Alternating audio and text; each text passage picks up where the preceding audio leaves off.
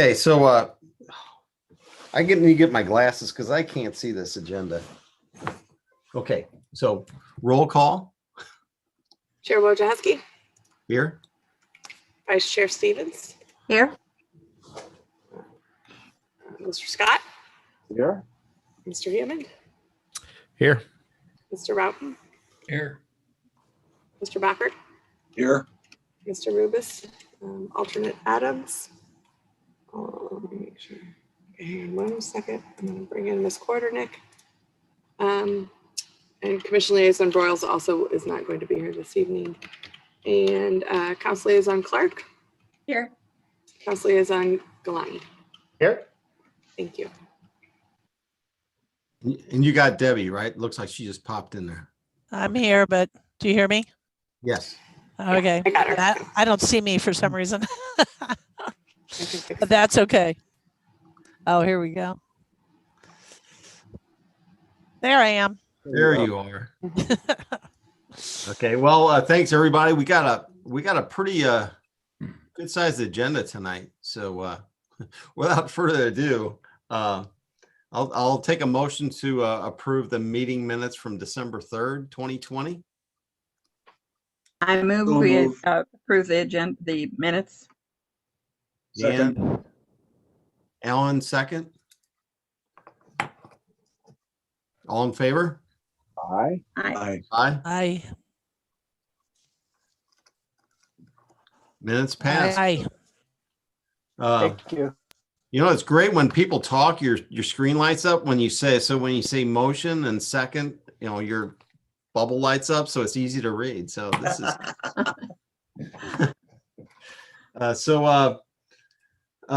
any public comments? We have none that were submitted in advance of the meeting, and we have 3 attendees, but I believe all are for the first item on the agenda for the current service station. So I'll bring all of them in. Now, I guess we don't have any. Yeah. You try. Without public comment, I'll bring them all in. That's the next item on the agenda, if that's okay. Okay. So new biz, we got one item, we got 4 items ready for action. The first is a review of plans for building modifications at 17301 Manchester Road, a property on the city's historic registry and known as the Kern Service Station. This property was placed on the registry by ordinance number 1502, passed in 2008. Take it away. Thank you, Mr. Chair. Mr. Chair and members of the commission, before I go much further, Steve Cross is on the screen tonight. And for those of you that may not know him, he is the interim city administrator. And I'd like to welcome to the Historic Preservation Commission. Thank you, Mr. Vunich. I appreciate that. Hi, everyone. Hi, Steve. Welcome, Steve. Welcome. Thank you. Thanks for letting me sit in. Mr. Chair and members of the commission, right after the first of the new year, 2021, the Department of Planning and the Economic Development Manager met with a group of individuals that were bringing forward a proposal relative to the Kern Service Station. That particular property is located on the northwest corner of Pond Road and Manchester Road. And Manchester Road again is Route 66. The group included 2 individuals that were thinking about purchasing the building and opening a new business at the location. The business is a maintenance company and they have some larger vehicles, but they intend initially to park those larger vehicles inside the building itself, which can accommodate it given its past use as a blacksmith shop and then a service station, and most recently a HVAC company that also had large vehicles for the purposes of their business. In that discussion, the 2 individuals noted that they need to do some alterations to the exterior of the building. not many, but principally on the front elevation toward Manchester Road, they would like to add 2 overhead doors to accommodate the larger vehicles they like to store inside. The Department of Planning requested that they provide a set of architectural drawings, information that would assist the commission in understanding what the proposal, the content of the proposal. The 2 individuals did provide the architectural drawings from the architect, and those are attached to the report that's been prepared by the department. As you can see, the existing building has a man door on the far western edge of the front elevation, and then a window kind of somewhat in the center of that elevation. Both of those are on an addition. So the original building is a brick construction. The addition is a block. It's been painted so it looks consistent, but again, there are 2 components of the building. The changes would be to the addition.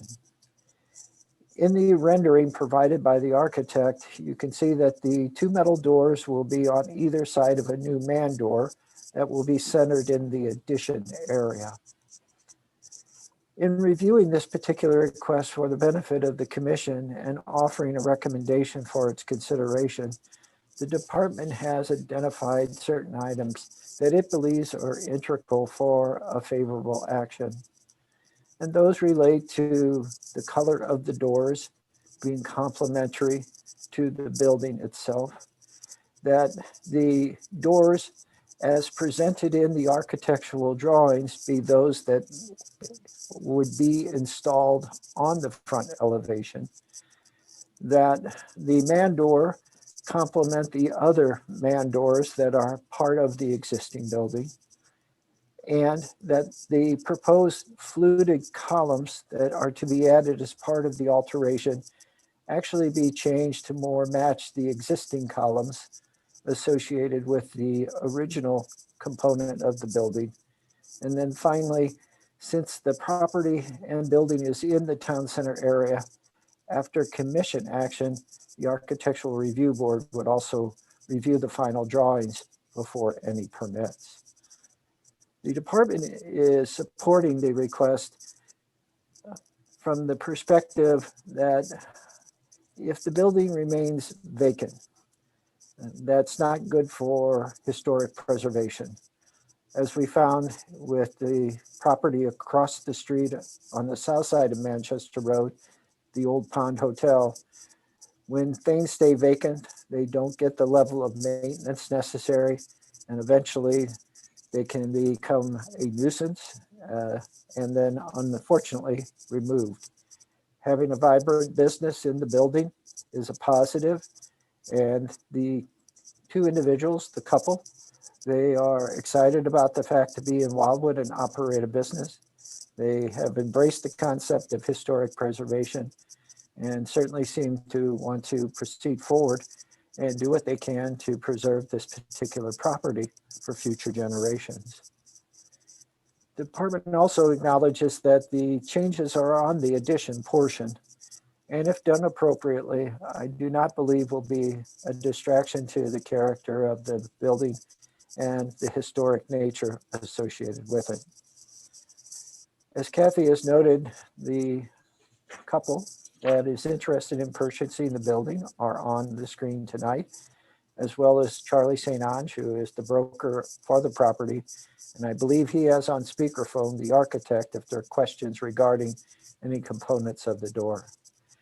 In summary, the department is supportive of the alteration and would recommend that the the Historic Preservation Commission authorize such by issuing a certificate of appropriateness under the 5 conditions identified in the department's report.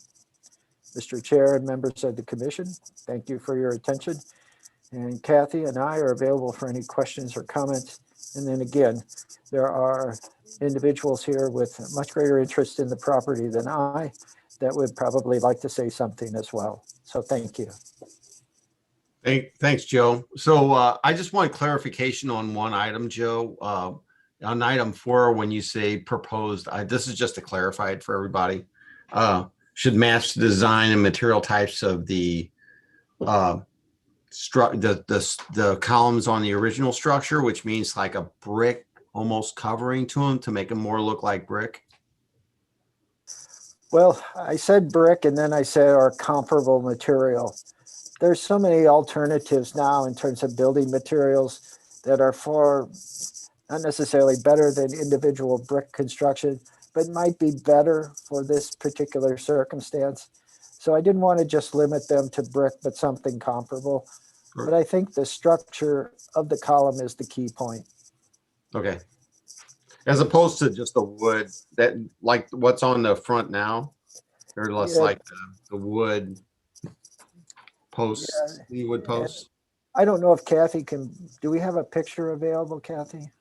There's one on this. Oh, okay. Well, it's in your packet, but I guess what I'm saying is, I can pull it up. okay. Can you The, see it? Here, I can share one. This one? yeah. So as you can see, the original building is a brick construction. You can just tell by the size of the material type and just the size of the brick itself. And the columns seem to match. In the drawing provided by the architect, it's more of a fluted column. And so there was an inconsistency that, from my perspective, it just didn't necessarily work. And so, yeah, thank you, Mr. Chair. So I was hoping to see more of the same type of column, shape, size, and structure. And then we could certainly find a material if something's better out there than brick. And thank you again. You're welcome. I'm doing my job. Got to help you, Joe. Thank you.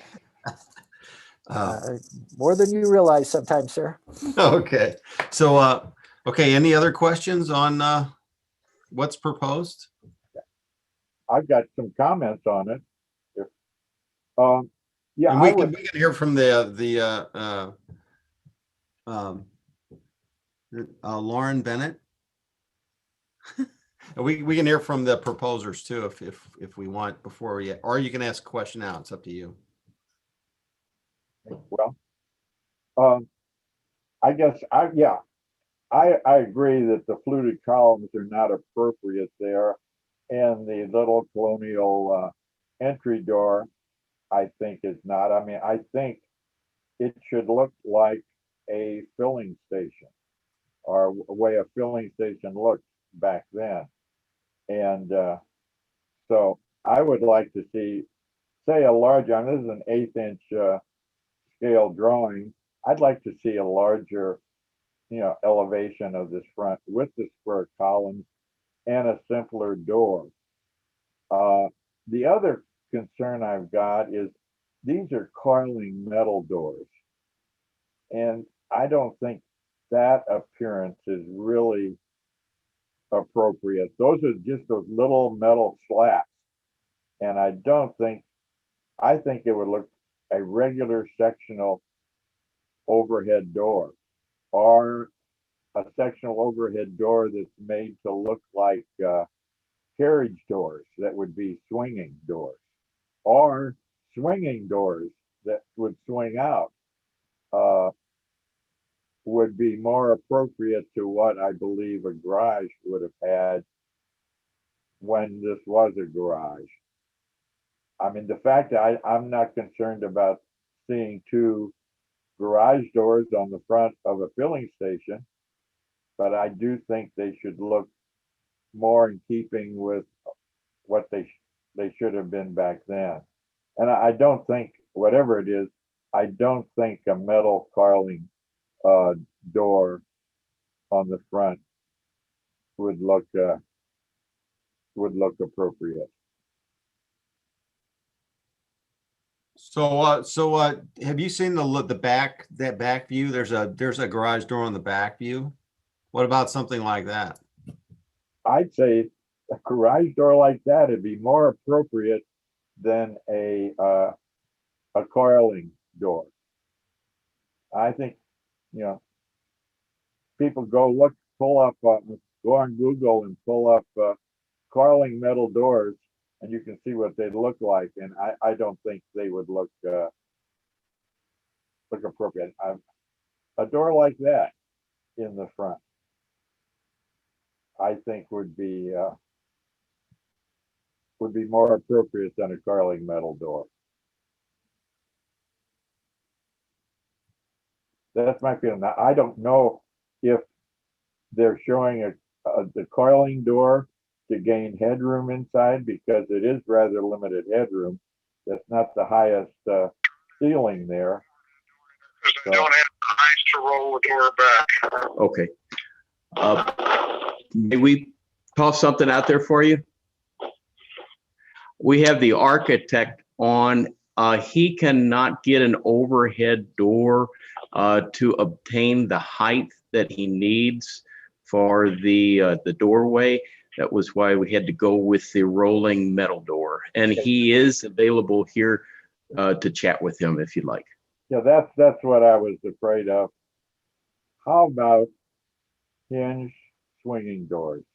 Just regular carriage doors. Would that be a problem? I mean, to put your trucks away at night, to be able to swing the doors open and drive your trucks in? I'm sure that's what was there originally, not there, but would have been there originally for a filling station. I wonder if you could architecturally have them look like carriage doors, yet it still rolls up. I have seen doors like that before. Is that something you could do, Daryl? I could possibly do it, but it'd have to be a pair of doors, and that means I'd have to manually get and open those doors every time I want to do it in inclement weather and everything else, which I'd rather not do. And it would take, each one of those doors would have to be a pair of doors. I can't do it with a single door to swing it open. Right. How about could you put some kind of architectural look onto that rolling door that makes it look like a fold-out door, yet it still rolls up? Is that a possibility? Yes, I can do that by painting on the door to whatever configuration would give it that look. Yes, I would not have a problem with that. Okay. Right, like a facade. I think I would, but yeah, I just think coiling metal doors would be inappropriate in this location on the front of the building. So any other comments from any other commission members? So the doors are still a concern. Teresa? I guess I have to echo what was just said. I would have a problem with those rolling metal doors. I was just scrolling through trying to find, and all of the ones I see here that have tried to look like something other than the rolling metal doors still look like the rolling metal doors. And I just don't, I have to agree that would not give the appearance of the historic building that. Look like. Sorry? He said he could take the rolling metal doors and paint them to make them look like the swinging doors. I understand that, but I have looked on, just as we were talking, I scrolled through some on Google, and to me it still looked like the rolling metal doors. I would have to see a rendition to understand what that's going to look like. I Dean? have a question. How important to the new ownership would a power door be?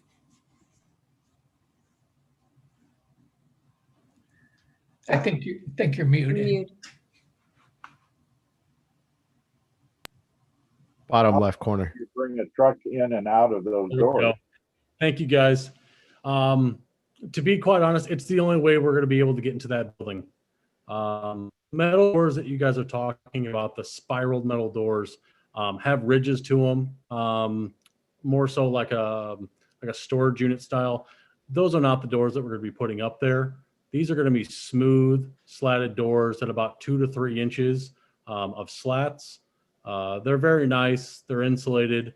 And as far as like the swinging gate goes, that this gentleman brought up, we do not want those security purposes, and to get in and out of our trucks every day to open and close them would be kind of a hassle. We're willing to work with you guys, and we want the building. But the 2 doors in the front, the 2 doors on the back are what we're going to need. Okay, so as far as a requirement to be power doors, or do they just need to be roll-up doors?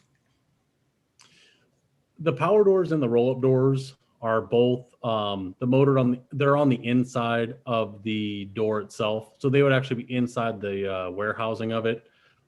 We would prefer to spend the money on the building to have power doors in there. But if it's a make or break thing, the roll-up ones themselves the chains are on the inside, and we can do that as well. And my question regarding roll-up was more for your benefit, because if I was doing what you were doing, I'd like to push a button as well. So, I mean, I don't have a problem at all if you think you need a power door. And to get a power door, the best way to do a power door is with a roll-up door. So I understand where you're coming from. Correct. And they're stronger, they're safer, and they look really nice these days. They're quite expensive, and they do look really nice. We're able to work with you guys on the paint coloring, whether you want it to match the building or a white or a black, to make everything look nice. But you guys let us know. I think one thing that's going to help is if on the drawing, the architectural drawing, there's not really a picture. It shows where the doors are, but I'm not seeing a picture of the door itself. So that may solve a little of this. So if we can see that, Not a problem. Okay, Chris, you got a question? Yeah, I was just going to ask, what are the growth plans for the business? If you're going to be parking 2 trucks inside, what's the long-term plan? For more trucks, where do they go, et cetera? Sure, not a problem. Right now, we'll have 4 trucks sitting inside every night. Our plan is we're growing this company, but we're not looking to, quote unquote, take over the world. We're a Wildwood couple, we're a Wildwood family, and we would like to have a shop in town. With that being said, the growth of our company would rely right at around 6 trucks. They would all be parked inside. And our employees would park in the back, but I don't think you guys are gonna have an issue with service trucks sitting outside. We want those things locked up just as much as you guys do. We're more of a boutique style company where we get to pick and choose who we work with and who we work for. So we do a lot of work in the Wildwood area, and that's where we want to stay. So I got a question. What kind of business is this that the trucks using? Sure. We're a power washing and street sweeping company. Okay. Teresa? Yes, you said that some of the service trucks would be parked outside, is that correct? No, No. ma'am.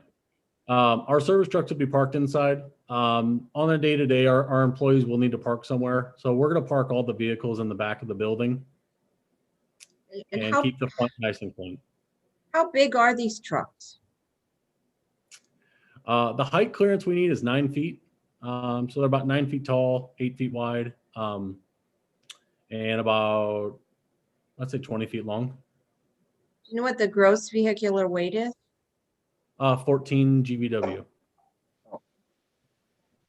So you cannot get a low clearance overhead door under the roof and clear 9 feet?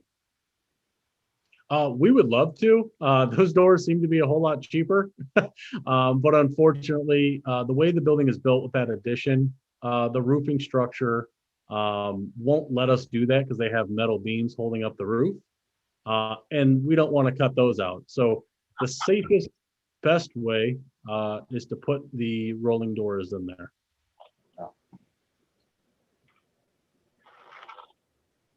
Yeah, I've specified a lot of rolling metal doors, and I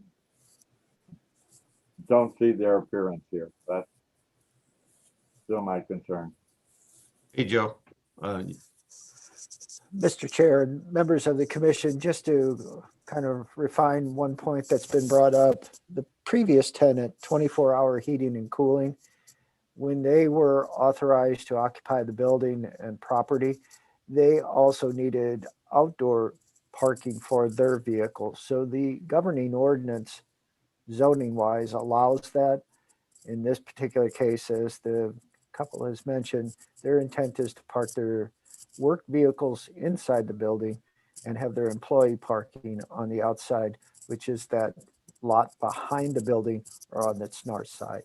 Thank you.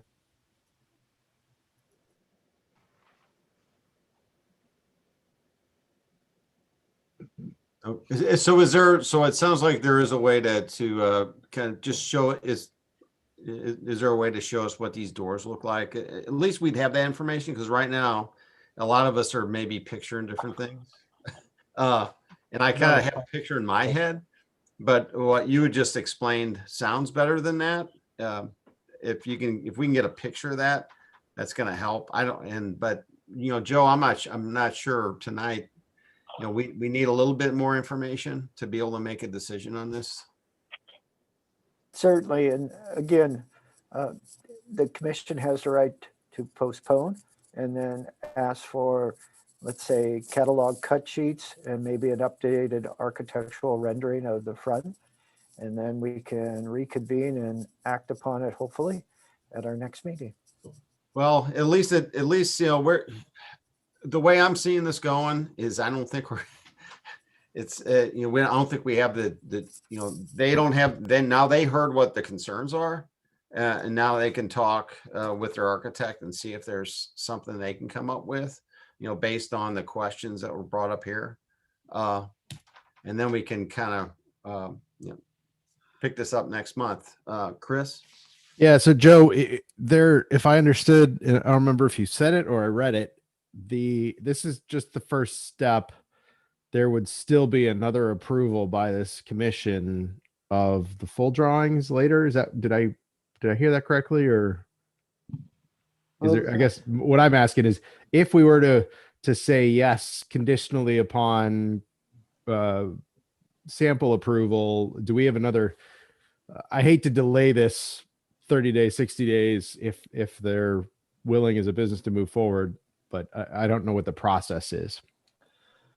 Well, tonight, the department was seeking an action from the commission relative to the required certificate of appropriateness. Then afterwards, as part of the permitting process to actually make the alterations to the building, they would have to go to the architectural review board and then pursue the permits. Between the architectural review board and the permits, I was going to get the final drawings back to the commission. Because again, then you would see the comments from the architectural review board, if any, incorporated into the drawings. So from a tenant's perspective, what kind of time frame are you guys on? We need this to move just as fast as this process can move. We're needing to get into, and we're wanting to get into this building fairly quick. And if all that's holding us up is a picture of these garage doors, we can get that over to you guys over at Wildwood and see if we can't get into the approval stage quickly. I mean, what kind of timing do you have to put in a contract? What are your thoughts? Is it a week? February 15th. I'm sorry? February 15th. Okay, I think that's what we need to work to.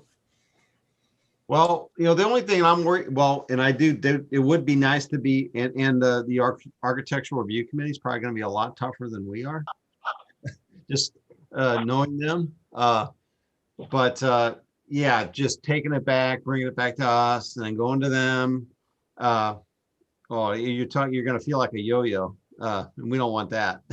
So I guess, how does everybody feel about making it conditional based on appropriate materials. And that kind of leaves it open, but I think the architecture committee is they're gonna scrutinize this quite a bit more than we are. But the thing I just want to get across is there a solution for this that can be provided? And that's all I'm trying to, that would save a lot of time too. So just knowing what the doors would look like, at this meeting would have helped us out. Teresa? Yeah, I was just wondering if this is the only change, if we're looking at just the garage doors, or are there other changes that we haven't considered, like more of a parking lot, or is it going to remain, everything else is going to remain the same? You're just changing so that you put in garage doors.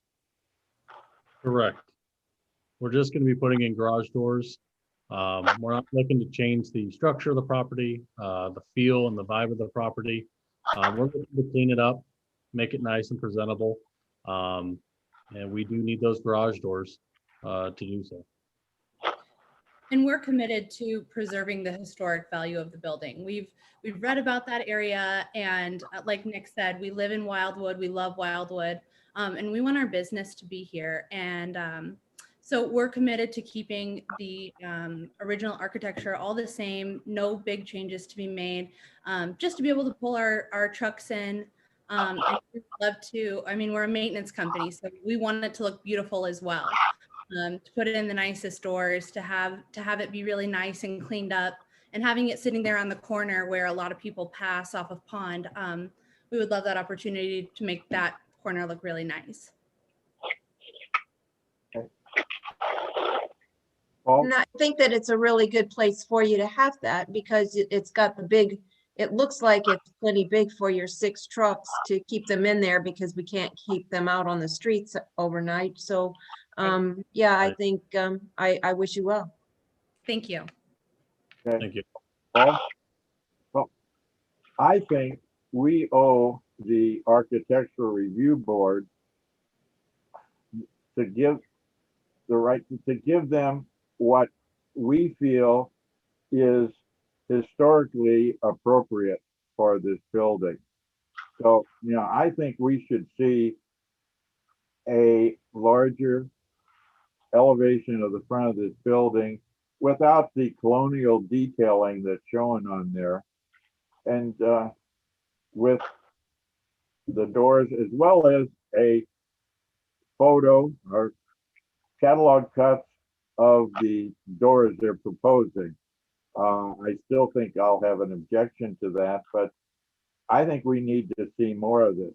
And I think that when we send it to the onto the Architectural Review Committee or board, we should agree with it and feel it's appropriate. Sure. That's something that we would be doing. Well, so we'll go ahead and get that over to you guys.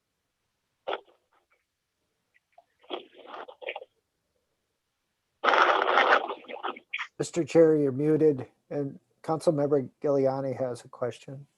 Okay.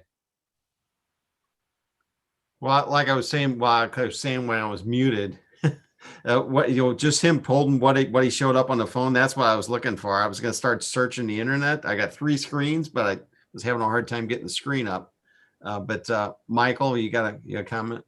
Yeah, I would say that we should err on the side of trying to find a way to help them move this project forward, at least knowing it has to go to architectural review. I think, while we're historic preservation, that's an important component of obviously why we're here in this committee.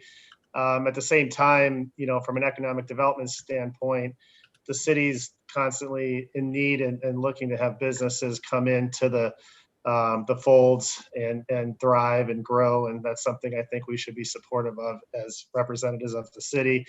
And to Joe's point earlier, I think these buildings that have historical value for the city, for it to sit there vacant and uninhabited, they just fall into further disrepair and become much more of eyesores and completely lose their historical value until somebody comes along and eventually tears it down. In this case, we've got the opportunity for folks that are looking to invest in the city and create a business and invest in preserving this building, and which I think provides additional value long-term for exactly what this commission is here to do. So I commend them for that and thank them for taking that initiative. And I would say that whatever we can do to move this forward on our end, and if you want to attach a condition to it based on what the Architectural Review Board finds, or a suggestion regarding the updates to the doors or pictures or drawings or whatever it is we're looking for, I think we should do that versus putting a hard stop and forcing them to have to wait and come back 30 days from now at the next meeting. That's just my opinion, but thank you. Totally agree. Before I would vote on it, I'd want to know what it's going to look like.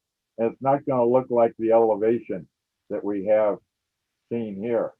So I can't tell whether I'm for it or not until I see what it's proposed to look like. Mr. Chair, if I may, Sure. scheduling meetings prior to Zoom was always a challenge because we had the limitation associated with the building. In this particular instance, if the commission is inclined, we can ask the applicant in this case to update the architectural rendering in a larger scale, provide the catalog cut sheet, and with Zoom, we could easily meet next week, the following week, and we have a variability at times depending on the commission's availability. So I think we could meet between now and the 15th, which is the date that the buyers have acknowledged they'd like to meet.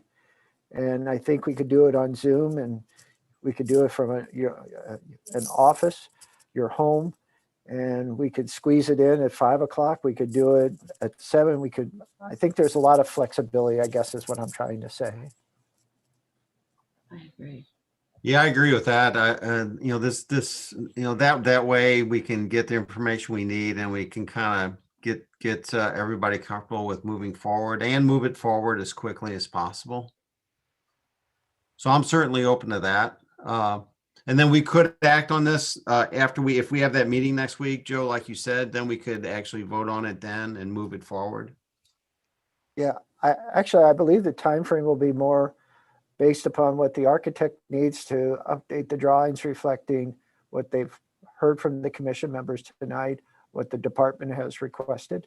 And if that's a week, great. If it's 2 weeks, we can accommodate that. Yeah, I think we should do everything we can to help facilitate and expedite business folks that are looking to open a business to be able to do that. Right. And I don't want to, they're hearing our comments, and, we don't, the last thing you want to do is say, oh, let's work this out. And, I'm personally okay with just giving the recommendation that the staff provided, that kind of guidance. But I do think having a little more understanding of what these doors look like and let them do a little research there. I'm just researching it too really quick, but we don't want to do this in 5 minutes.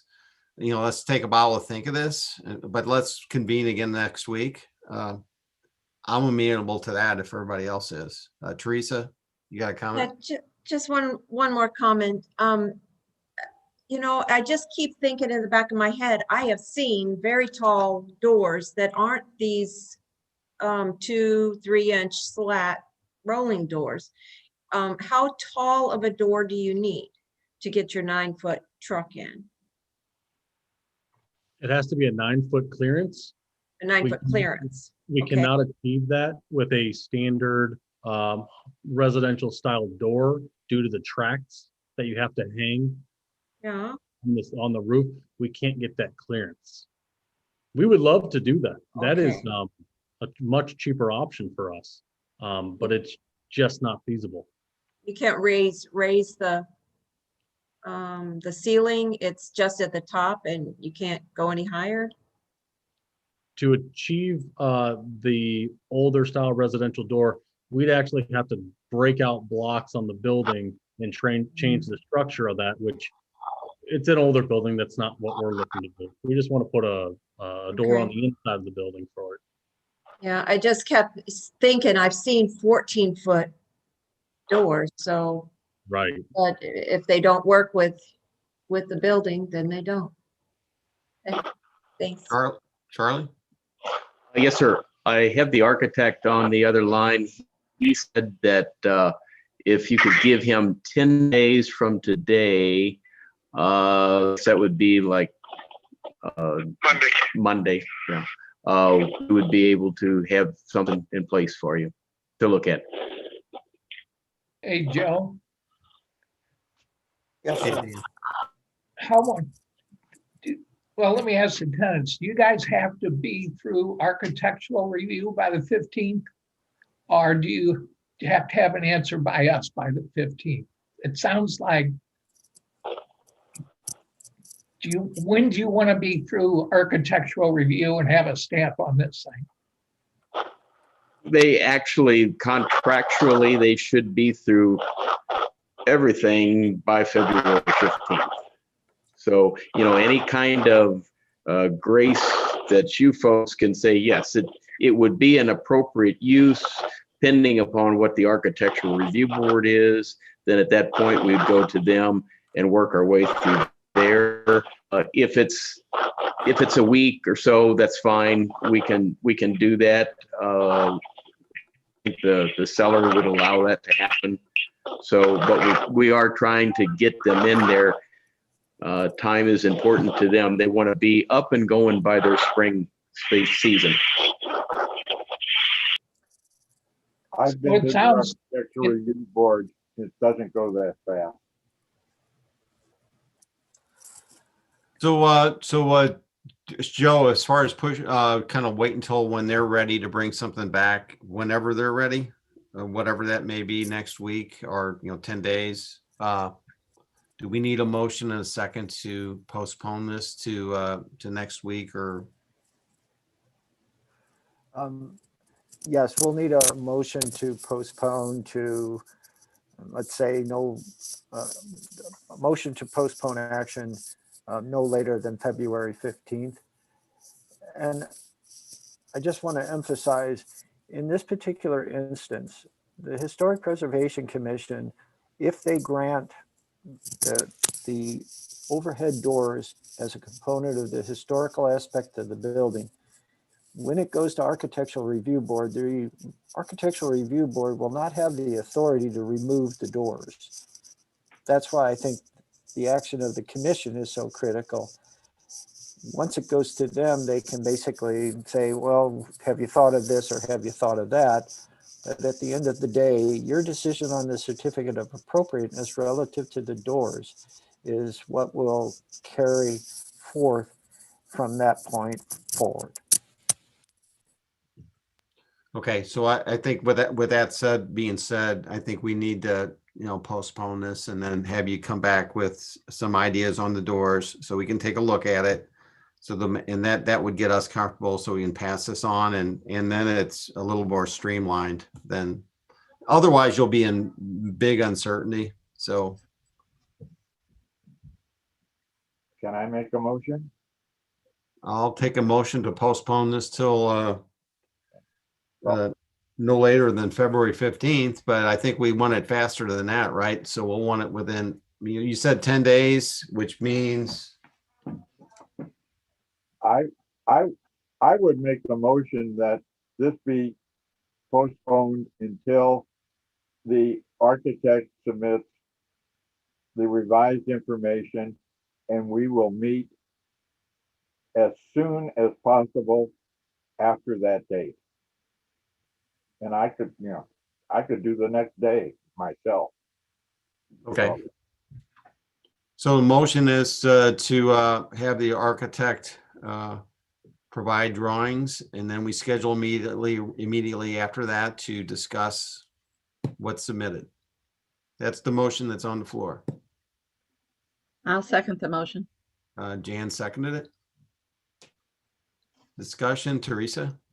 Yeah, if we leave it that open-ended, I can't vote, of course, because I'm liaison in this meeting, but, if you leave it so open-ended, it might not, happen as quickly as you want. So maybe by saying, like someone started to, that this date, 10 days from now, on the 4th of February, we're going to have a meeting. We want that by then, so that the architect will have a date that, that Well, we I are think going the to architect come said back. he could have something by the 8th. Is that correct, Charlie? By the 8th? He said 10 days days. from now. Okay, so, all right, so, So okay, that's- so the 8th then. And then theoretically, we schedule a meeting the 9th, 10th, or 11th, or some immediately after that, and that's still way ahead of the 15th. So Joe, can I ask what the schedule is for the architectural review board? How does their schedule work? They are typically the second Thursday of the month. So in this particular instance, I think that would be like the 12th, 11. 11th. 11th. Thank you. So we need to be done by then. Preferably, but if not, the Architectural Review Board hasn't met in months. So I'm sure I could convince them to rally forth on Zoom as well whenever we needed to. We haven't had a lot of activity, so they've been kind of on a holding pattern. And I'm sure they understand the importance and the urgency as well. So would you be okay? So based on the architect and the architect for this project, I mean, if the 8th works for you, if he could say he could do it by then, and I'd say bring in a couple choices possibly, not just one, that would help. So that you're not locked into one. So bring a couple alternatives, and that would help speed things up too. That way we don't want to go back and forth too much. So can we be clear about what we're asking for? Are we asking for samples of the doors and a new front drawing, a more detailed front drawing? We're looking for a new front drawing, correct? That's what I would ask for, several options for the front elevation, as well as information on the rolling doors that we can look at. Can I also ask for one point of clarification from I'm assuming it's the Bennett's. If it's not the Bennett's, I apologize. But I think you want to do doors on the front and the back so you can essentially drive through. Is that correct?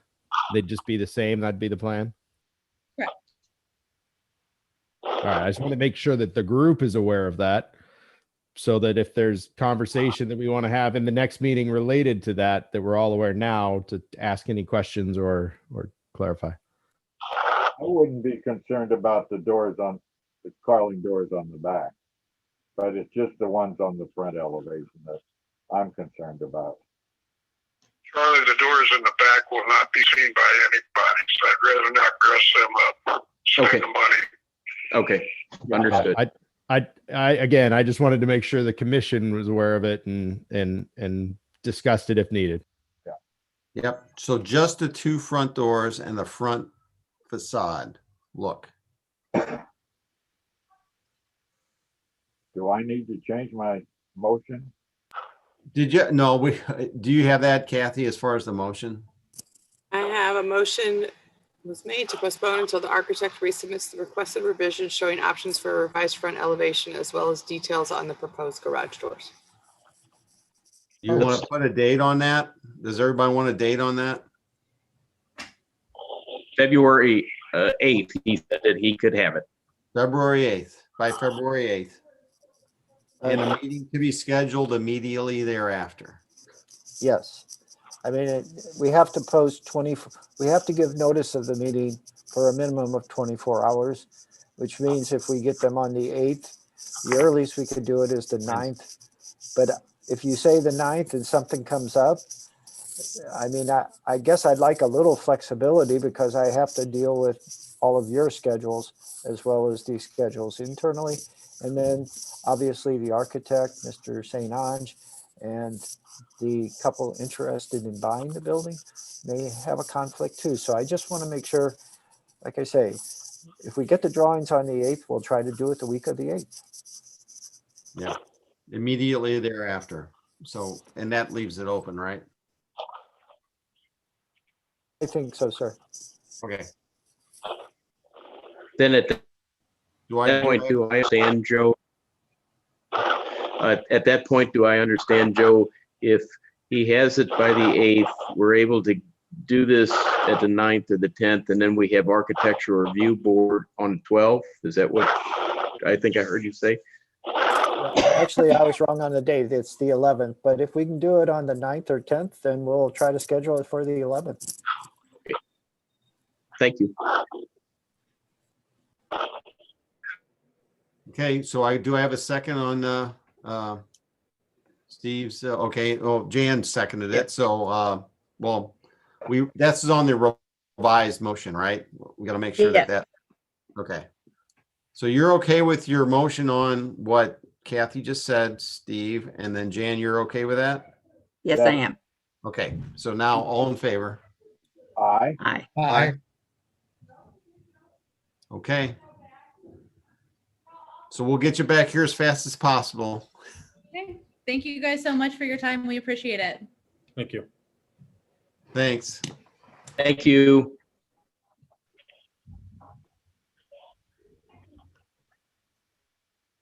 Okay, so our next item on the agenda is nominating committee report.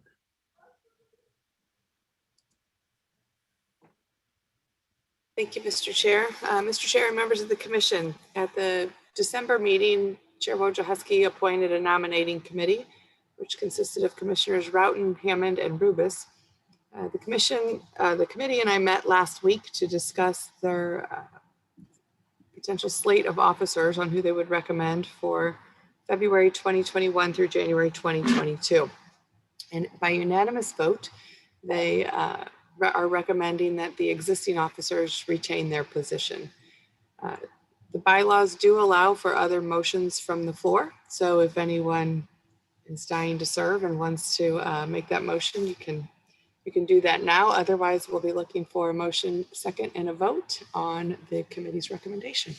And I'd be happy to answer any questions, or Mr. Roughton or Mr. Hammond.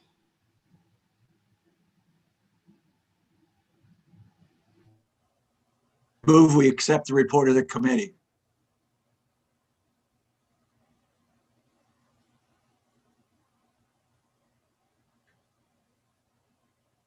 Mr. Chair, you're muted. Alan just made the motion to approve the slate as stated, with Paul Wojciechowski as chair, Jan Stevens as vice chair, and Steve Scott as secretary. Do I have a second? If I can second, I was on the committee, so I'm not sure, but if I can, I will second it. You can. Sure. Okay, so Chris seconded it. All in favor? Aye. Aye. Aye. Aye. You know, that felt uncomfortable voting for myself, but you know, the motion, but technically I didn't vote for myself because you put me on there again. So, okay. Congratulations. Thanks. So, We have no fancy inauguration. We're just going to roll to the next one, right? yes, we are. Okay. I hope so. No We're one not wants breaking to for sit. champagne. Yeah, I was trying to hoping stay for. focused. My daughter's trying to bring her puppy in here to say Oh. hi, and I'm trying to stay focused. I Okay, can well, I can break a puppy out too if needed. Let me know. Okay. I Yeah, vote you for all do. the I've seen your puppies. I've seen those puppies. Those are Okay, no recount either. You're stuck. So we're moving on. No J-Lo or Lady Gaga. Yeah. The next item on the agenda, I'm going to present that as well. So we'll roll right into the Missouri Bicentennial Time Capsule Program. And this is also, I'm going to bring this item back up when we get to the work program as well. We had taken the Bicentennial off of the work program because we had completed what we thought were all of the things we were going to do. And then this opportunity came up. So we get to the work program, if you all are interested in participating in the time capsule program, then we'll probably look to add this one back on your 2021 work program. But an opportunity was presented, and it's offered through a partnership of St. Louis Ambassadors and the State Historical Society of Missouri. And all local governments are invited to send items to be included in a bicentennial time capsule. So we can contribute 3 items. Each item can be no larger than a legal sized piece of paper and no thicker than 1/4 of an inch. And one there to represent our past, our present, and then a note to future Missourians. So the department wanted to provide this to you, see if you all were interested. And if you are interested, if you have any suggestions on what those items may look like. So I'd be happy to answer any questions.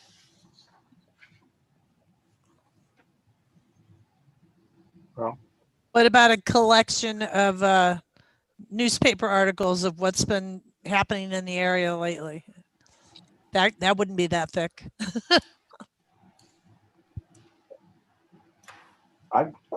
What I was thinking of, or when I first saw this, I thought small photos, historical photos of the buildings that we've got in Wildwood. Yeah, I like that too. Such as the Big Chief. And you would have a photo, what that would be the past. You'd show a photo present showing what's been done to it.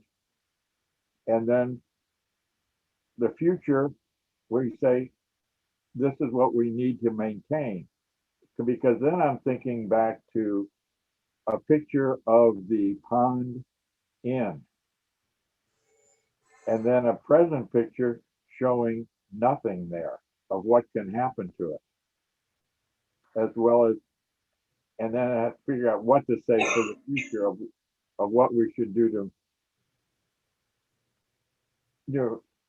do from here on out. And I'm thinking again, there we could have a picture, an old picture of the Pond School with a present picture of here's what can be done with it. And then the future of how it can be maintained. That's what Kathy- first came to me. Kathy, did you say we get 3/4 of an inch? No. No, 1/4 inch. 1/4 of an inch in thickness. And But Oh, 3.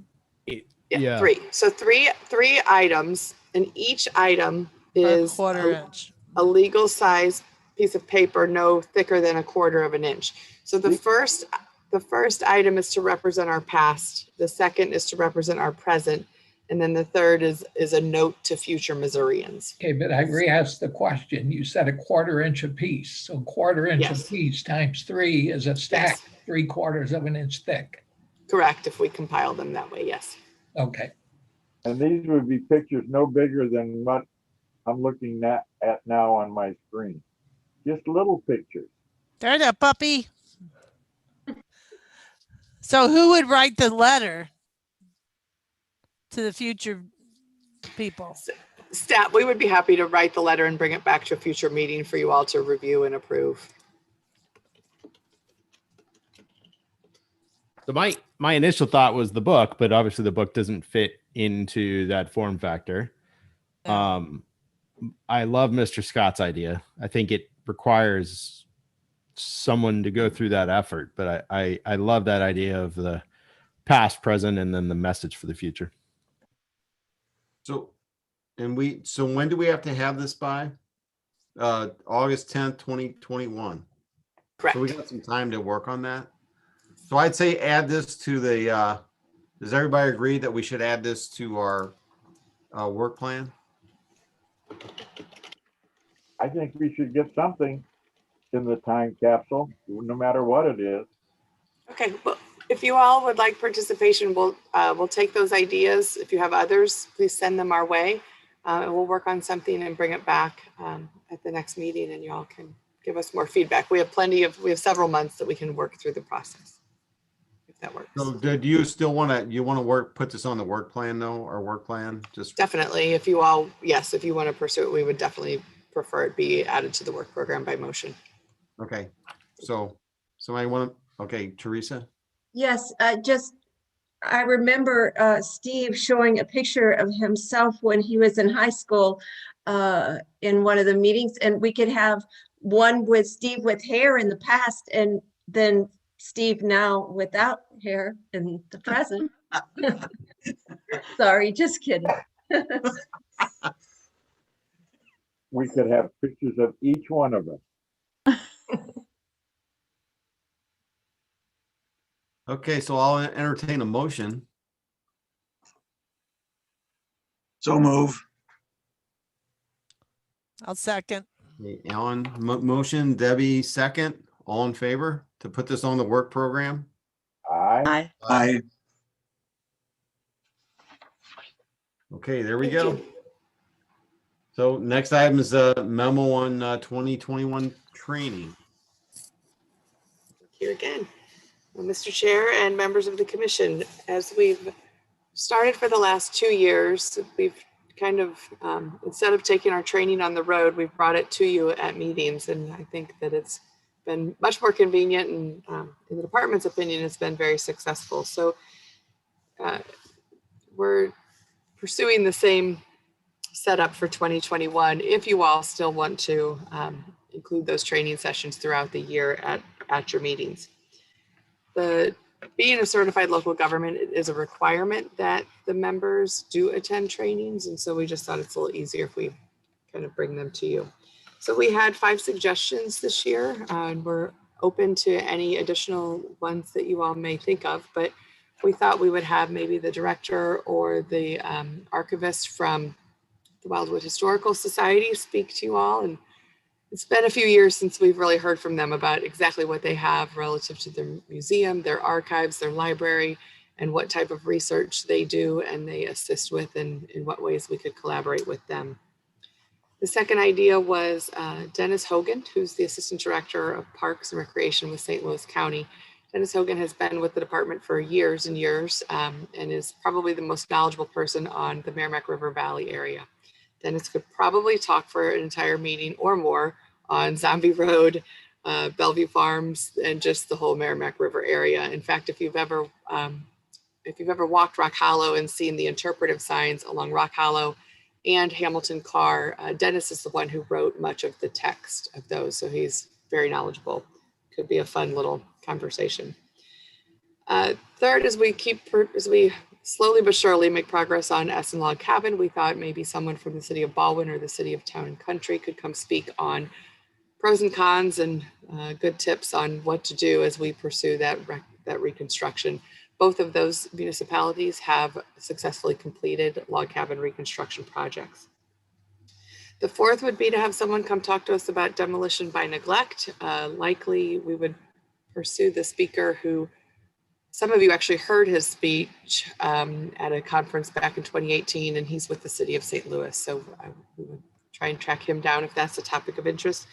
And then the final one was a training that Joe and I found online. It's a virtual training being offered by the National Preservation Institute, and it's on streetscape design for historic districts. Thought as we kind of work through our Route 66 program and promotion that maybe that would be something that you all might be interested in. So we took a stab that you would want to pursue this style of training again. We did send these to SHPO and they have approved all of them as that would count towards our requirements for CLG. So the department would like to know if you do want to pursue these types of trainings, if 4 or however many you want to do this year. We did 4 last year. If you want to do that number again or try for 5 or 3, whatever, you can give us some direction and then also give us maybe some direction on if these programs are acceptable or if you have any other ideas. And Joe and I would be happy to answer any questions you have. So it's if 3 of us are, well, it's only 2 of us now that saw the presentation on the demolition by neglect, that would still count for us? No, it's within the year. So you have to do the training between October 1st and September 30th each year. No, I mean, would it still count for us as training even though we saw it before? Oh, You can tweak it a little bit. Yes, yeah, because it wasn't within this year, so we count it. Yes, Okay. for sure. I think that's a great, I mean, all these choices are good. That's my Very good. thoughts. Dan? And I then, love all of them. Oh, I'm sorry. I have I was hiking in Babbler the other day and I ran into a park ranger and he got into the history of the entire park, of the Babbler family and so on and so forth. And I asked him if anybody from their organization would be willing to give us a presentation on Babbler Park and if that's something we'd be interested in. I got a phone number that we could contact them and somebody could get on Zoom and maybe give us a little hour presentation on Babbler Park if that's something we think is important. Sounds good. good idea. Yes, Teresa? Yeah, is there, I don't know if you've already done this one before, but I would be really interested in going back even farther, and if we could get someone to talk on the Native Americans that were in the area before all of this was started, because, you know, I talk with people around and they found arrowheads and they find different relics, and it just would be interesting to know who was here. And I think that there were different tribes, but it would be very interesting. Steve? I agree with all of these, but I don't think they should be part of our meeting. I really think it should be separate from our meeting, and I think promoted more on the city's website and get more people to watch it. I don't think they're going to watch it if it's part of our meeting, because nobody wants to watch our meeting. But I think if they could see it advertised and have it display on another evening and just have that presentation, I would like that better. Well, what if that's just that in another meeting, but in the past, we've had it start so people can watch the presentation and then they're gone. They don't have to watch us. But the key is the promotion of the presentation. Kathy and Joe, can we promote that a little bit more on Facebook or something like that? I think you may have in the past with the other speakers. Yeah, we did promote them on social media, which I think that's part of the big reason that we had a great turnout for Karen Fox from the Historical Society on One Room Schoolhouses, because not only were there people on the Zoom call, there were probably like 10 or 15 that joined us on the Zoom call, but there's a number of people that watch them on our YouTube channel, either while it's happening or as a recorded video. The other thing we've done is once the trainings are complete, we've clipped that part of the video out of your meeting and made a separate video on YouTube. So we do have just the presentations as videos that people can watch at any time. Excuse me. Okay, so there we go, Steve. We took care of you already. Okay, so I'm getting that everybody likes these 5 and with the addition of Dan's. And possibly the addition of a presentation on the tribes that were here, if we can find something on that. And I think the more the better, because you may be able to schedule some, you may not be. So schedule what you can. Mr. Chair, I would just like to remind the commission, we had Joe Harrell as one of our speakers in 2020, I believe. And he spoke of the archaeology of the area, which was incumbent on the first settlers, the Native Americans, and then those that followed. It was 1 month before Councilmember Clark was elected. Sorry on the timing. But we have the video on YouTube. So. There we go. So I say we move forward with this. Do you need a motion, a second on this, or are you just going to schedule these when you can? I guess I would like to delve a little further into Mr. Routen's suggestion.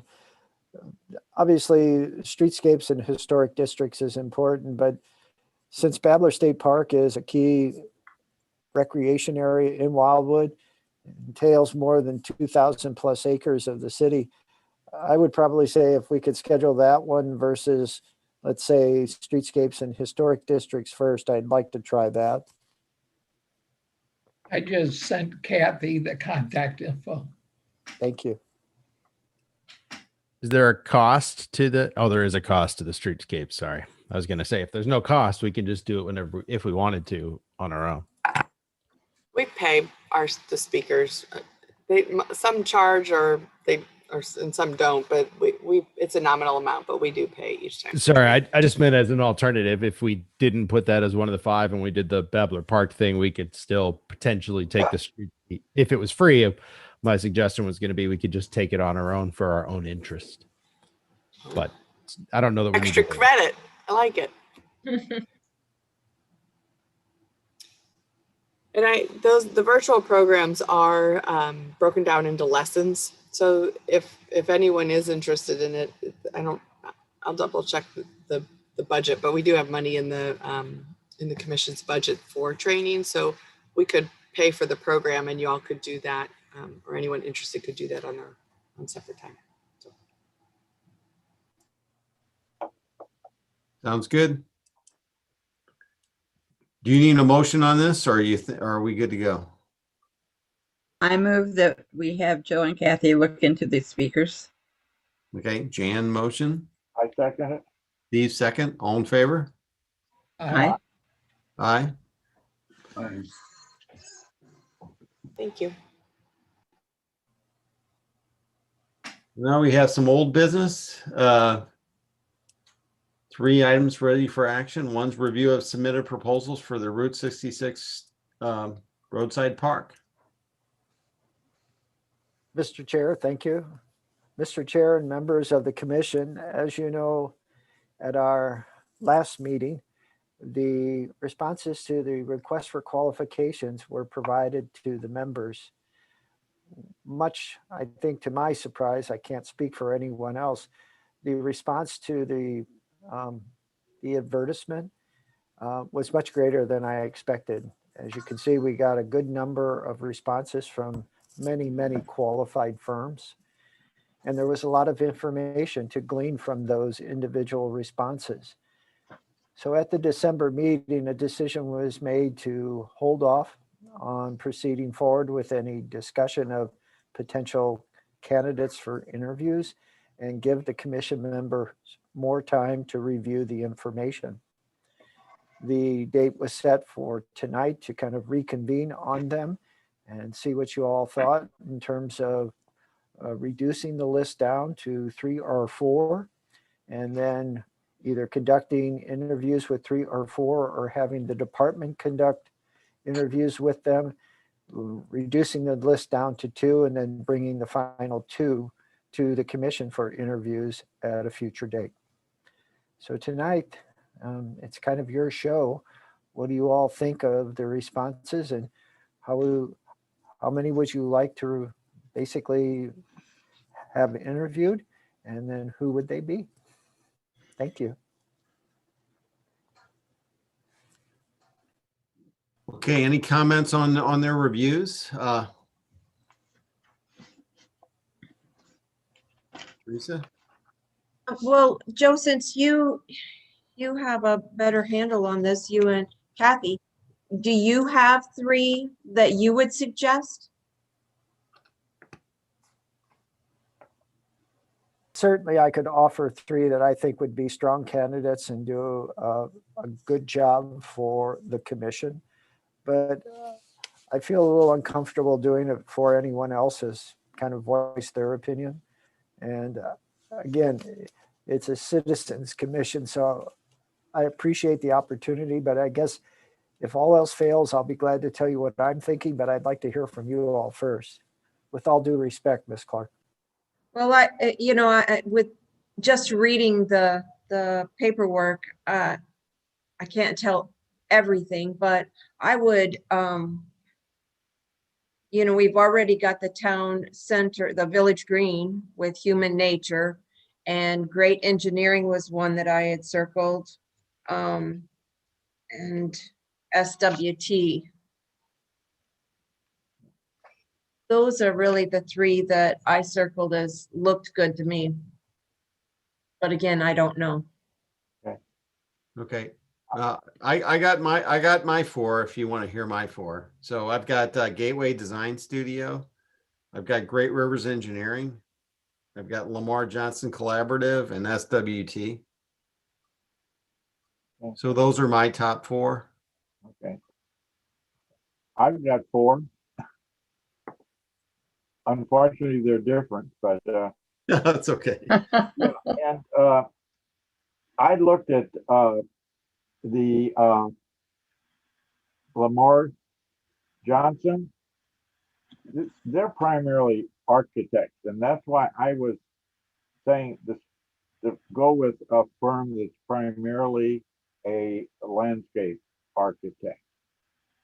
And I was looking for smaller firms that were promoting more of their smaller projects, which this one will be. So I've got DG2, Gateway Design Studio, and SWT. They're just because they're really good. And then TerraSpec, mostly because of the, I think the good experience the city has had with them. And they are a smaller firm, I believe. So those are my four. So we put everybody's four together, we've got pretty much everybody's pick. So I don't know where we go from there.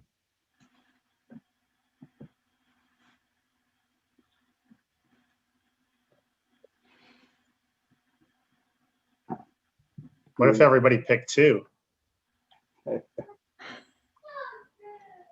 So we got a few that are combinations of those. Of what everybody's, of their list. So anybody else have a top three or four?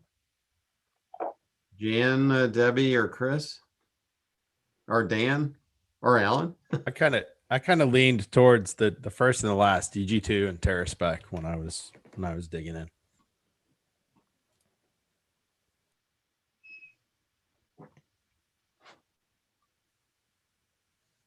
I was leaning towards the Gateway Design Study as my top one. What was the city's experience with the One Wildwood firm when they did City Hall? Is that a positive experience, Joe? Mr. Taki and Mr. Gunther are excellent architects. There was some controversy about City Hall, not so much from the architectural standpoint, but the construction process itself. So generally speaking, I thought they did a fine job and certainly could do a good job for the city. But if you follow Mr. Scott's criteria, they are not landscape architects, they are traditional architects. Correct. I just saw them as the only ones that were in the city. And I just want to clarify something on Lamar Johnson. They've got several landscape art. They're not architects. I mean, there's a whole team of 4 or 5 landscape architects that are over there that have worked on are working with Great Rivers Greenway on the Brick Line Greenway. No, I don't have any knowledge or objection to that, but I was picking firms that were primarily and exclusively landscape architects. I mean, the fact that everybody here listed is qualified, and I think they overwhelmed us with their submissions. And some I feel overwhelmed us with, like 40 pages in their submission, which I actually gave them less points. The bigger their submission was, the less points I gave them.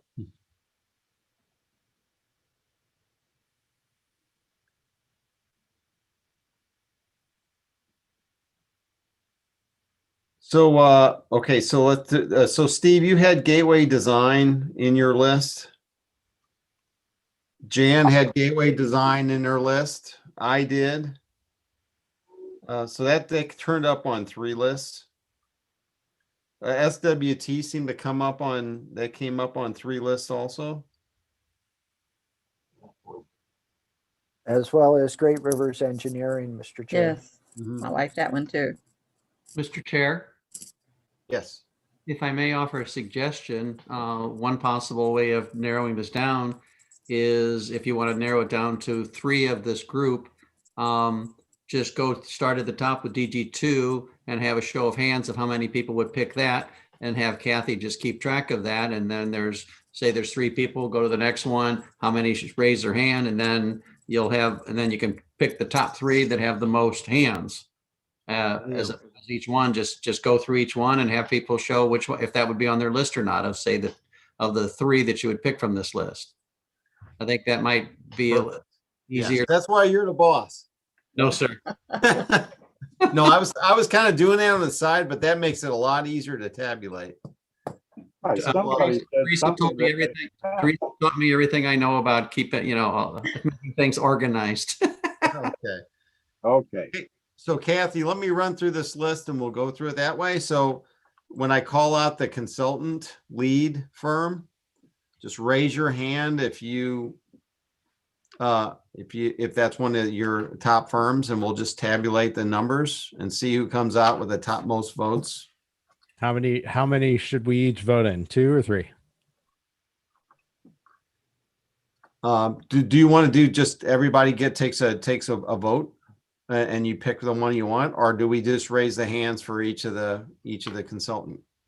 Mr. Chair, I think he was asking if they only pick 3 of this group. So raise your hand for the 3 that you would be voting for.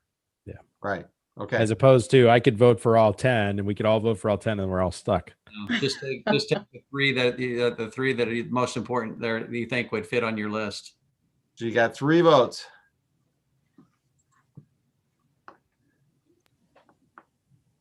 Okay, so DG2.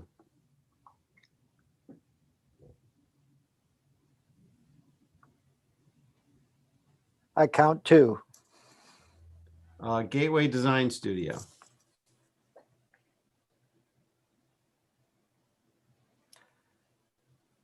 I count 6. 7, sorry, 7. Great Rivers Engineering. Where am I at? 1, 2, 3, 4, 6. 5, 6. Human Nature. 1. Lamar Johnson Collaborative. 0. The Pattern Ives. 0. Planning Design Studio. 1. SWT Design. Only get 3 votes? 3 votes. 1, 2, 3, 4, 5. And then we have Dennis Taki and Associates and John Gunther, Architect. 0. And TerraSpec. 1, 2, 3. So the top 3 are Gateway Design Studio with 7, Great Rivers Engineering with 6, and SWT with 5. If you'd like to interview. Top 3, 7, 6, 5. Is everybody agreeable to that? Sounds good to me. So Mr. Chair, since there's 3 firms, I suggest we conduct the interviews on Zoom and all the members of the commission participate. Okay.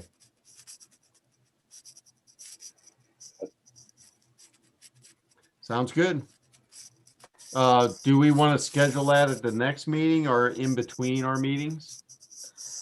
I kind of leave that up to you. The next meeting is February. We know we have a couple of carryover items already, so to speak.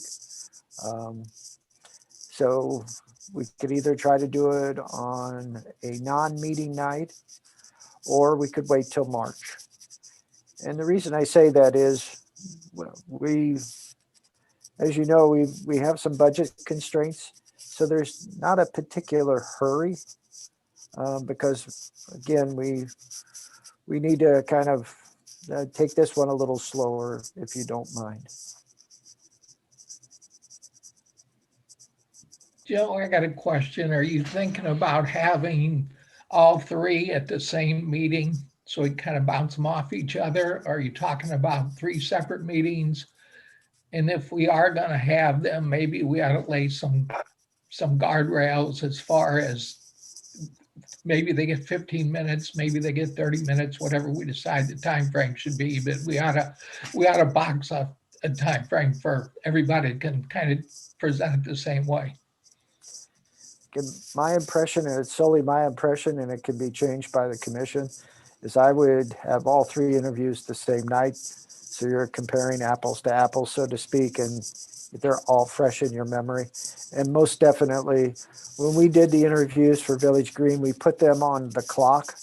And we told them, when we get to the end of the allotted time for you, you'll stop talking because we'll not be listening. And then we gave time for questions and answers from the commission members.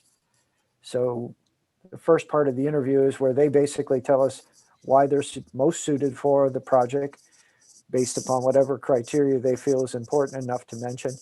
And then we give you the opportunity to basically quiz them and get to know them.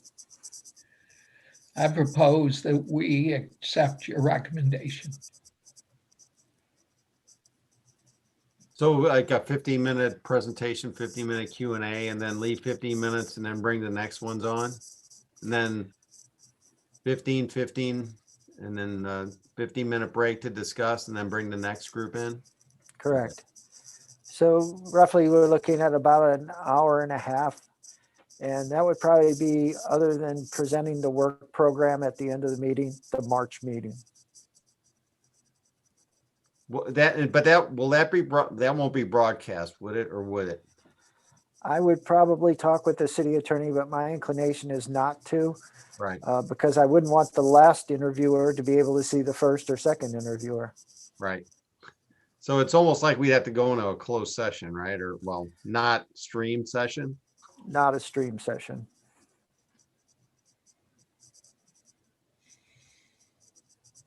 So if that happens at a meeting, we'll just have to turn off the stream, right? It's not a big deal to do that. Well, we're under no obligation to, I mean, it's a policy that the city council adopted, but there are exceptions to that policy, obviously. And in the case of interviews, when we did the Village Green, we did not have, well, it was not necessarily a commission, but we did not broadcast them or record. Well, we recorded them because other members of the city council wanted to participate but couldn't be at the interviews during the day. And we could do that. We could record it and then make it available to whoever wanted to see it thereafter. I see no objection to recording it, and they can look at it afterwards. But they shouldn't, the last guy shouldn't be able to hear what the first two have to say. I concur, sir. We'll work out the details for you, Paul. Mr. March Chair. meeting, right? Pardon? March meeting. That's what I would recommend. If Dan's proposal is a motion, I'll second it.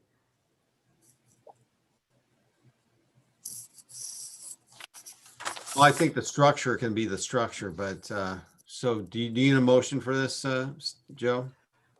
The selection of the three, yes, I do need a motion. Okay, so Dan, he made motion for the selection of the three: Gateway Design, Great Rivers. Great Gateway Design Studio, Great Rivers Engineering, and SWT Design. Correct. We'll interview them at the March meeting. Okay, so motion by Dan, second by Alan. All in favor? Aye. Aye. Okay, so we have 3 consultants that we're gonna talk to in March. Thank you all and well done. We appreciate it.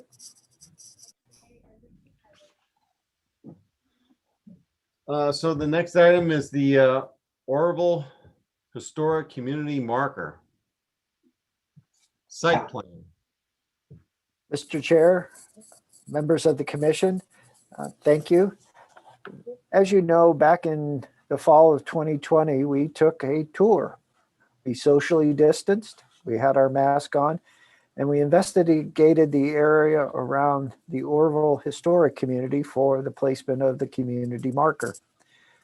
The commission identified 3 locations, all good locations, but ultimately, after discussing the matter with the Department of Public Works, reviewing some of the information available to the Department of Planning, the department made a recommendation at the last meeting of the commission about a location on the east side of Etherton Road, south of the new bridge. At that meeting, the department promised to have a site plan of that location and the design associated with it for your review. If your review is favorable tonight relative to how it's been depicted, then the department will contact the property owners in the vicinity with a letter advising them of what our plans are, seek their comments, and with their comments, come back to the commission in February and get your final approval for the location and begin the process of its installation. Kathy, can you put the site plan up? Thank you.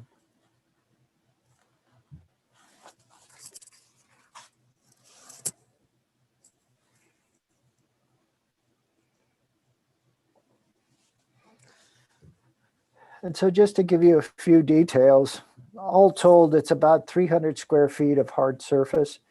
It's not intended to be an asphalt area. We're doing an aggregate. So we'll have a coarse base with fines on top, so it's attractive to the site and functional. I think it's important to note the northernmost edge of the pull-off area by the proposed marker is about 80 feet from the nearest driveway. So we easily address any site distance concerns or any potential intrusion into that driveway that accesses onto Etherton Road. And as you can see, at the tip of the northernmost end of the pull-off area, we show the historic marker. And so it works pretty well. I think a point of reference is the arrow at the southern tip of the pull-off area is that power pole we kind of all identified, and then it would proceed north from there. And site distance wise, it works well. It's a straight length of Etherton Road. And I think you all did a good job in picking that as the location. Joe, is that head-in parking? Yes, basically it works best if you're coming from south to north, but it still works fine. You just cross and pull in. So yeah, it's pull in and pull out, but it's functional in both directions. Again, I'm not saying this to say our community marker program isn't interesting and engaging, but for the most part, I expect that it'll be a limited amount of use, but some use. And traffic patterns there are generally, the peak is in the AM and PM. So yeah, if you go there around 3:30 or 4, there might be some traffic. But as you'll recall from our site visit in October, we were able to do pretty well and safely, although we had police out there. But again, it's about the best place we got. So it's a parallel pull-off area, right, Joe? Yes, yes.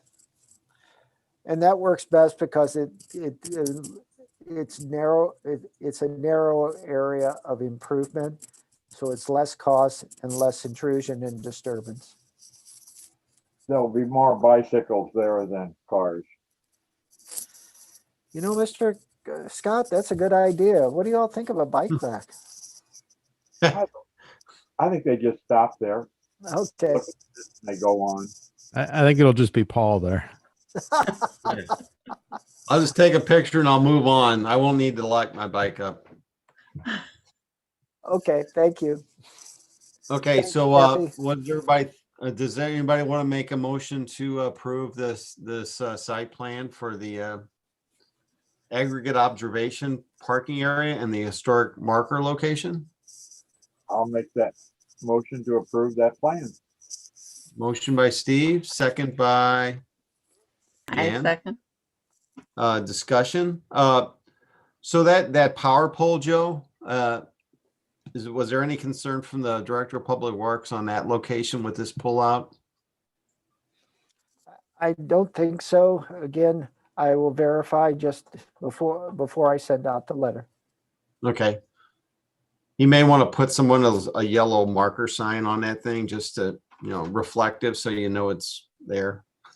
So you can pull around it and not cut it too close. Actually, I'll go ahead and add that to the plan. Okay. That's an excellent suggestion, and we should do it regardless. So all in favor for the with the motion and the second? All in favor? Aye. Aye. All right, I can't wait to do this in the spring. Yeah. Sounds good. Thank you all. So our next item is the update on the 2021 work program that we just added an item to tonight. Did, so thank you. That was the yellow highlighted one on page 3, and so that one we have already covered. So Chair and Commissioners, thank you once again for your time. I'll be pretty brief on this because most of the work program items are carryovers from 2020. The good news is we're closing in on some of them, but y'all are so ambitious that we have 20 items now on our work program. So that's how I console myself on why we don't have many of them as completed. So as you can see, the vast majority of them are underway. And I'll just run through a few highlights that were changes from last month. So we have met with the painting contractor for Old Pond School. That one last month was not started, but is now considered underway. So once we get a little bit better weather and a bid from the painting contractor, we'll be moving forward with that work. Ms. Arnett, may I interrupt? I did get the bid from the painting contractor, so I'll have that bid information to you in February. Thank you. The historical inventory is nearing completion. I actually had a conversation with the consultant today, and they're working on just some final summaries and a little bit of wrap up, and that should be over. So that should also be on the February agenda as well. The history book and the points of interest map are still unchanged from the last couple of months, as is the Route 66 promotion. The Route 66 roadside park we've already discussed. Bellevue Farms, and maybe Mr. Vunich, he's been out there more recently than I have, if you want to add anything about it. But the Friends of Bellevue have made great progress in invasive species removal, and I think a few other things. Joe, you want to add? Well, as you know, a group of residents from the Sherman area, based upon concerns about the use of Bellevue Farms, farm to not-for-profit, immediately they hit the ground running and were able to receive a $25,000 grant from the Missouri Department of Conservation to do invasive removal.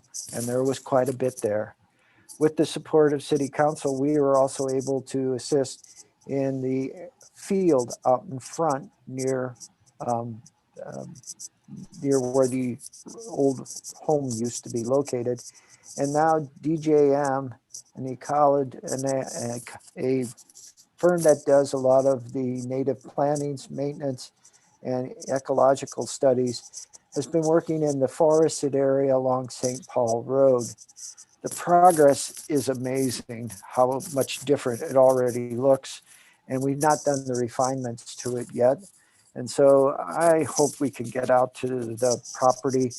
If you want to wander around when there's no chiggers or ticks, we probably should do it February, March at the latest. If you want to see the spring colors, we can certainly schedule it then. And I'd like to do it so when we can maybe have some of the leadership from the Friends of Bellevue there. I think you would really enjoy meeting them and hearing their story firsthand. Thank you. Additional items that have changed from the last month. We have continued to make progress on archiving the incorporation material. Chris, our staff member who's working on that, has made it through one large bin. So we thought that was a good check mark. There's many more bins, but we are making slow but steady progress. And then the Planning and Parks Committee of City Council did affirm the priorities for parks. And so Pertner Park will be coming back to you all at some point this year.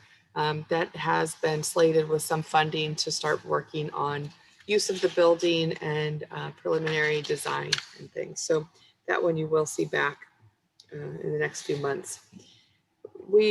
Staff wrote an article on the Historic Community Marker Program that will be in the printed Gazette that will come out at the end of March. So that will go to all households. So the Orville marker will be in by then, and you all deserve a huge congratulations because that has been a multiple year program that will be complete first quarter of this year. So there again will be an article in the Gazette. And we have done some social media posts about historic preservation over the last couple of months. But just so you know, we're kicking off February with a feature on Westland Acres. February is Black History Month, and so we're going to do some features on that historic community that has such a great history for us. And then the only project you all are working on right now is the Route 66 Roadside Park. So other than that, that's 20 items plus other duties as assigned. So we appreciate all your work. And Joe and I would be glad to answer any questions. Ambitious but manageable. We're cranking through this stuff, and that Orville marker being in, that'll be a big. That's a multi-year project, and it'll finally be complete. So that'll be a feather in everybody's cap. Thank you.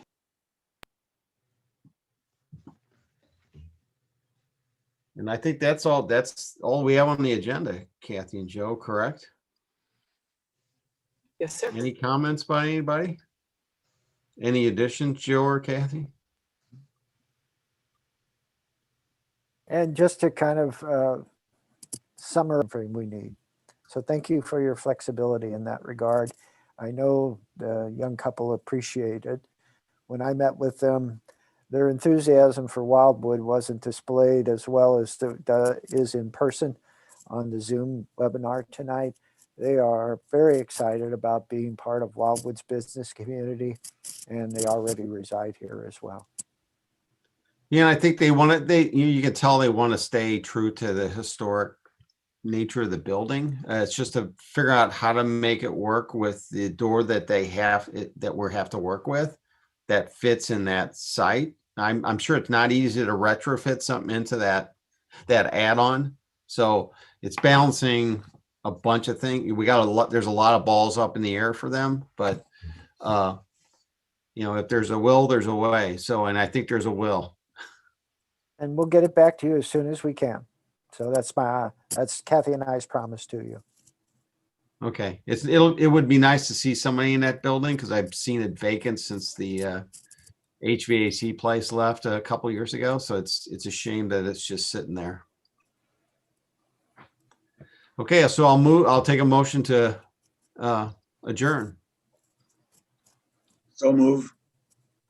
Alan motion, seconded by Debbie. Debbie. Yep. Okay, all in favor? Aye. Aye. Aye. And before Thanks, I forget, everybody. thanks for coming out for the demolition down at Camp Wyman on Forby Road. We sure appreciated it, and we got the letter out today to Camp Wyman, And we are going to salvage the tin metal sheeting for roofing, some of the stone from the fireplace and the driveway. And we are getting rehab. We're making sure that they get rehab out there to see if any of the windows, doors, and siding is available if they want it. Flooring, was that not salvageable? Pardon? The wooden flooring? Yeah, We had noted that. we're going to ask rehab to take a look at that as well. So good job out there, and we appreciated your flexibility. Thank you. I was Thank just you. driving, when I was just driving out, I noticed those stones along the drive. And I thought about stopping and mentioning those to you, but then I thought, well, maybe that's not part of the house. Maybe that stays, so. But yeah, that's some good landscape stones, big, good landscape stones. I saw those and I almost wanted to take them with me before I left that day. Well, I'm glad you got the 10. Yeah. Yeah, I was surprised they were agreeable to that. Right. That's great stuff.